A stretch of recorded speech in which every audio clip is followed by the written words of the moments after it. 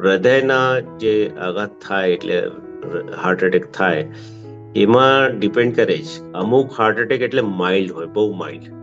તો એ માઇલ્ડ અટેકમાં શું છે કે પમ્પિંગ આપની જે હૃદયની હોય એ બહુ વધારે ઓછી નહીં થાય. એટલે આવા દર્દી આઈસીયુમાં 1-2 દિવસ રહે, પછી વોર્ડમાં શિફ્ટ થાય અને એમને રજા આપણે આપી શકીએ. પણ આ લોકોનું શું છે, જનરલી અમે લોકો એન્જિયોગ્રાફી કરીને જોઈએ છીએ કે એમને જે અટેક આવ્યો છે એ સિગ્નિફિકન્ટ બ્લોક હતો એમની નસમાં હૃદયની, તો પછી એમને એન્જિયોપ્લાસ્ટી અમે એડવાઇસ કરીએ.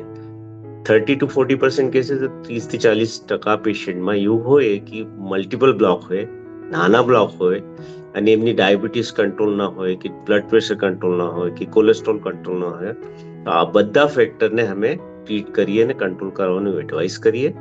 એ પછી આવા પેશન્ટ આપનું પોતાનું રૂટીન જે છે તે લગભગ 2-3 વીકમાં શરૂ કરી શકે.